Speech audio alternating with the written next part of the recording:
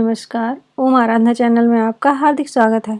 आइए जानते हैं भारत की पवित्र नदियों में से एक गोदावरी नदी के बारे में। वीडियो शुरू करें इससे पहले आप सभी से हाथ जोड़कर निवेदन है, प्लीज चैनल को लाइक, शेयर और सब्सक्राइब करें। भारत में नदियों का इतिहास काफी पुराना है। सदियों से नदियों का पवित्र जल न जाने कितने लोगों को पवित्र करता आ रहा है और उनकी आवश्यकताओं की पूर्ति करता है। धीरे धीरे समय बदल गया और लोगों के रहने का तरीका भी बदल गया, लेकिन नदियों ने अपना रुख नहीं बदला और आज भी निरंतर बहती जा रही हैं। ऐसे ही पवित्र नदियों में से एक है गोदावरी नदी। अन्य नदियों की तरह गोदावरी नदी का भी अपना एक अलग इतिहास और कहानी है। भारत में गंगा के बाद सबसे बड़ी नदियों में से एक गोदावरी नदी दक्षिण भारत की एक सबसे प्रमुख नदी है।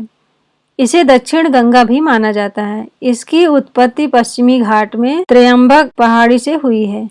मुख्य रूप से यह नदी महाराष्ट्र में नासिक जिले से निकलती है। आइए जानें इस पवित्र नदी की अनोखी कहानी और इसके इतिहास के बारे में। गोदावरी दक्षिण वाहिनी गंगा महाराष्ट्र के नासिक जिले में पश्चिमी घाट के ब्रह्मगिरी पहाड़ियों में 167 मीटर की ऊंचाई पर निकलती है और पश्चिम गोदावरी जिले के नरसापुरम में बंगाल की खाड़ी में मिलने के लिए दक्षिण पूर्व में 1465 किलोमीटर से अधिक की मात्रा जारी रखती है। अन्य भारतीय नदियों की तरह गोदावरी की उत्पत्ति एक शिव मंदिर त्रयंबकेश्वर से हुई, जो 12 ज्योतिर्लिंगों में से एक है।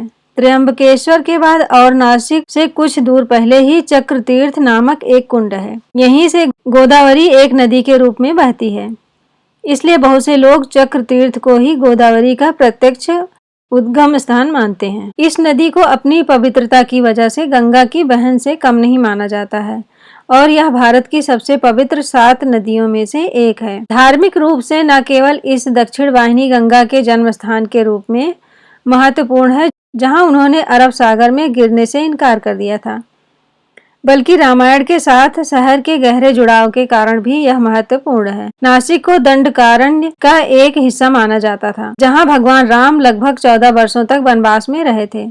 नदी के किनारे तपोवन जैसे स्थानों पर आज भी पूजे जाने वाले इस प्राचीन मिथक की झलक मिल जाती है। नासिक में गोदावरी के तट पर कालाराम मंदिर भी है, जहाँ 1930 में बाबा साहेब अम्बेडकर ने मंदिर में प्रवेश करते हुए कालाराम मंदिर प्रवेश सत्याग्रह शुरू किया था, जो अब तक दलित वर्गों के लिए प्रतिबंधित था। वास्तव में गोदावरी अपने मूल में ही कई उल्लेखनीय घटनाओं की साक्षी है। गोदावरी के इतिहास की बात की जाए तो विशेषज्ञों का मानना है कि इसका नामकरण तेलुगु भाषा के शब्द गोद से हुआ है, जिसका अर्थ मर्यादा होता है।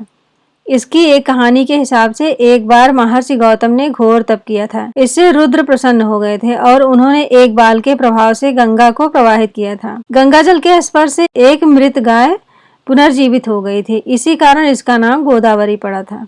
ऋषि गौतम से संबंध जोड़े जाने के कारण इसे गौतमी के नाम से भी जाना जाता है। इस नदी में नहाने से सारे पाप धुल जाते हैं, इसलिए इसको वृद्ध गंगा या प्राचीन गंगा के नाम से भी जाना जाता है। गोदावरी की 7 धारा वशिष्ठा, कौशिकी, वृद्ध, गौतमी, भारद्वाजी, आत्रेय और तुल्य अतीव प्रसिद्ध हैं। 7 भागों में विभाजित होने के कारण इसे सप्त गोदावरी भी कहते हैं। इस तरह नदियों की जब भी बात की जाती है तो गोदावरी नदी का अपना अलग स्थान और पवित्रता है, जो इसे अन्य नदियों की तरह ही खास बनाता है। ये जानकारी आपको कैसी लगी, प्लीज कमेंट में जरूर बताएं। धन्यवाद।